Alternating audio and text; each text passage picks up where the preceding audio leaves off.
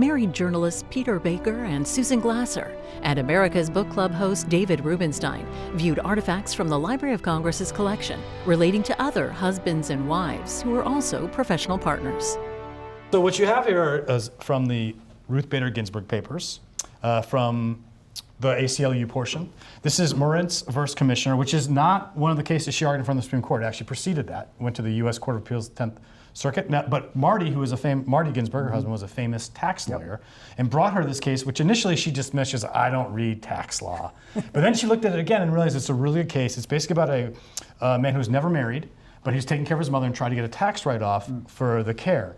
But the law, as it was written, prevented men who were not married or not widowed from getting it. And she realized immediately there was a gender distinction there. Right. And so even though this case did not go to the Supreme Court, it crystallized her thought on gender law and equity.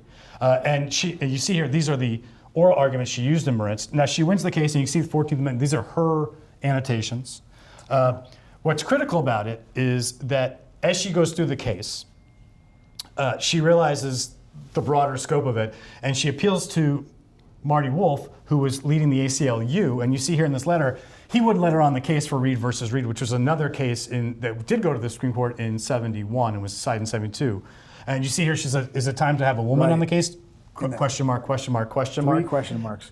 And because of her arguments in Moritz, he brought her on. Now, she does not argue the case in Reed versus Reed, but the brief she wrote, along with Polly Murray and Dorothy Kenyon, who are also pioneers in the field, does lead to the victory, unanimous victory at Reed versus Reed, and starts off a string of victories over gender law and equity at the Supreme Court.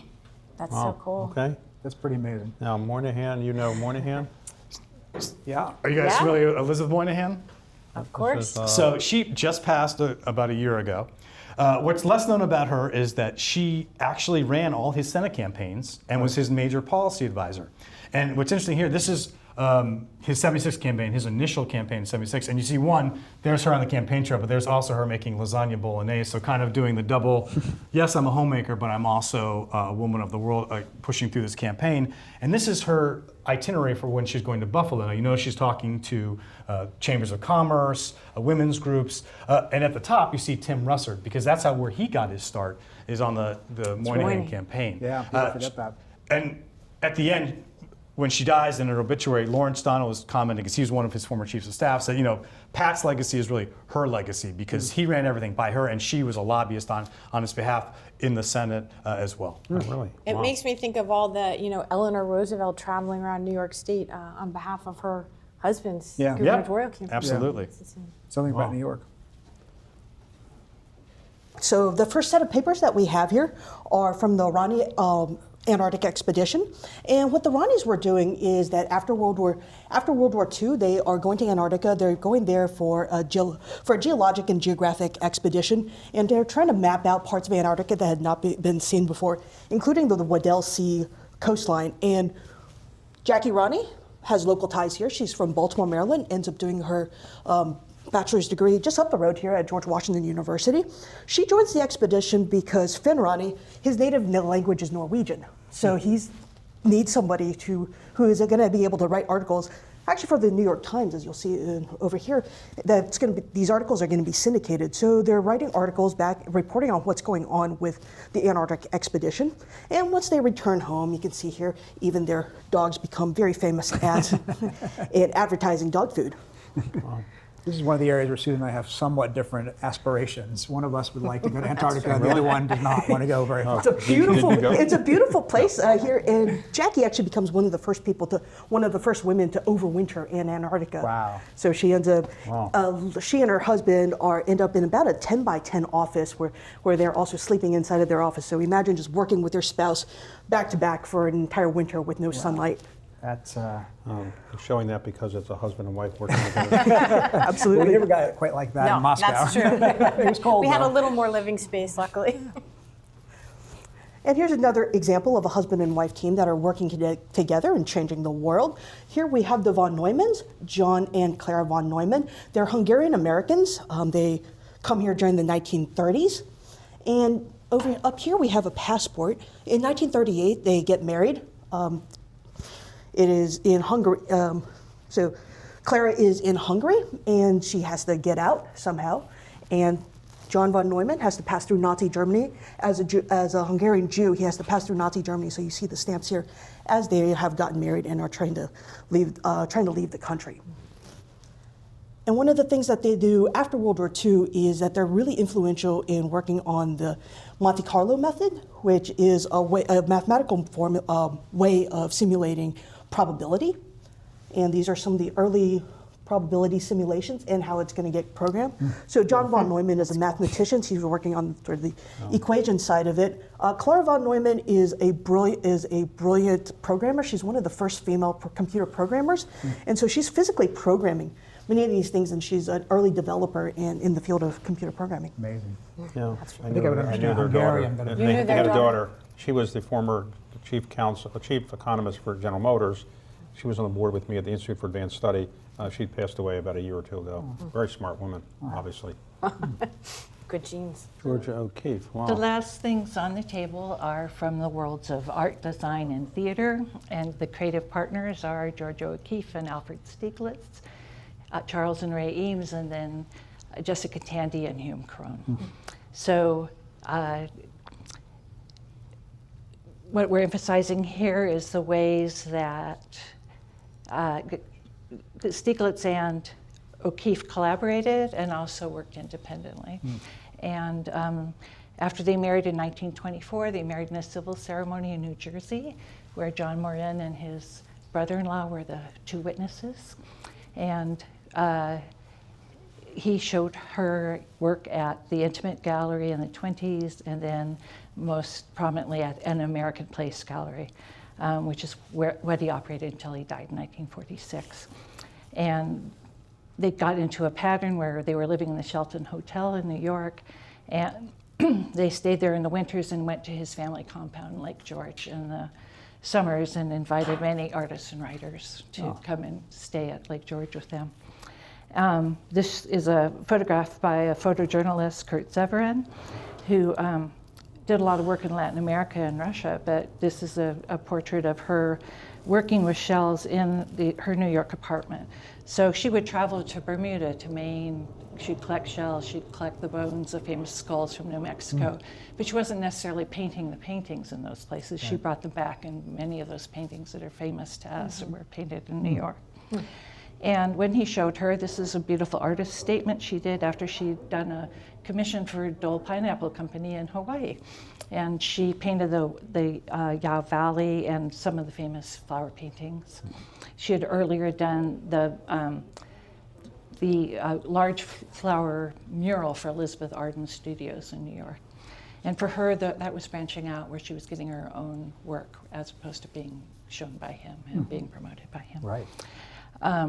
But we have him to thank for, as he says in this lovely, this is Stieglitz's handwriting, some Morin, some O'Keeffe, some Dove, some show. And here they're showing it with O'Keeffe, Pablo Picasso, Stieglitz's photographs, and John Morin and Arthur Dove's paintings. So it gives you an idea of how wonderful it would have been to go to the gallery and see it. Yeah. And also, when he died in 1946, she spent a couple of years settling his estate. Some few things came here to the Library of Congress. Some things went to the National Gallery. Fisk University received a lot of the paintings, and the Chicago Art Institute. But the last item is from 1936, and this is a letter that Stieglitz wrote to a filmmaker that was a close friend of both of them. And he's saying at the top, Morin is to have a one-man show at the Museum of Modern Art, and that he's going to direct it, and that George O'Keeffe and Albert, I'm sorry, I said Albert, you'll know why. William Einstein, the abstract expressionist, was hanging it. So this is an example of a collaboration they did on behalf of Morin, and partly to help Morin and his family economically, at the Museum of Modern Art. But then what happens in 1946 is the Museum of Modern Art is the first one-woman show. The first woman artist featured was Georgia O'Keeffe. Yeah. And that happened in the spring. Alfred went to the opening with her, and he died just a few months later. So it is a wonderful example of collaboration and creativity, and both of them, of course, such stellar artists in their own rights. Charles and Ray Eames, another extraordinary couple who brought us mid-century modern. They met at the Cranbrook Academy of Art in Michigan, and they had also worked on a show at MoMA, which is how they got to know each other. They married in 1941 and then moved to Los Angeles, where they had the famous Eames house. But they continued to work very famously with the Herman Miller Company, which is probably what they're most famous for, is the Herman Miller chairs. And so this is a wonderful letter. One of the things about couples who work together all the time is they're not writing to each other. So we're very grateful. I mean, Stieglitz and O'Keeffe traveled a lot, and they were always writing to each other. We have many letters, but not so many for the Eames. We're texting up and down the stairs. She's downstairs, I'm upstairs, we text.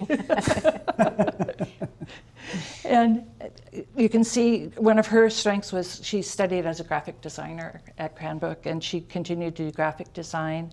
She may or may not have done the mock-ups for the advertisements for the Eames chairs. She worked a lot with Alexander Gerard at Herman Miller doing textile design. But you can see the beautiful letter, and that, you know, she is an artist. And in honor of Valentine's Day, I brought her her signature page. It's a Valentine to him. Love that. And this is That looks quite like what funny. I Yeah, gave you, sorry, right? go ahead. Yeah, Yeah, just like what I gave her. Yeah. She's suggesting some things he might bring home from Paris for her, including some black lace stockings, size 8.5. And then finally, the acting duo of Hume Cronyn and Jessica Tandy. Yeah. And sadly, I'm finding they are very generational, that they were so famous in a certain time. And people don't I know think them. younger people Isn't it don't know who amazing, they right? are. Yeah. They were extraordinary. They were extraordinary. And she was born in England, and he was born in Canada. They met each other here in the United States. They worked on a movie together and then married. And they had absolutely stellar careers separately and together. So I chose some things where they did collaborate. And in the 1970s, they did the Gin Game. He was the co-producer of the Gin Game. It was directed by Mike Nichols when it came to Broadway. And she won a Tony Award for it. And then in the 1980s, the big project, it was really Hume's project, was Foxfire. He wrote it, he co-produced it, and he did the lyrics for the songs, and he worked with Susan Cooper, who would become his wife after Jessica Tandy passed away. So this is a page from the script. You see Hector and Annie, that is Hume and Jessica. And I was kind of touched that in his papers, he saved this as a clipping, and it's Foxfire being advertised and goings on about town.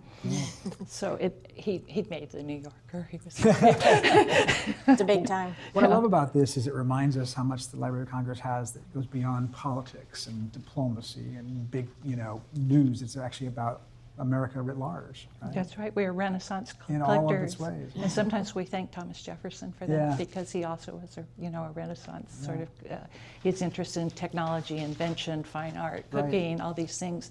And now we have them in our book collections, but also in our manuscript collections. So you're absolutely right.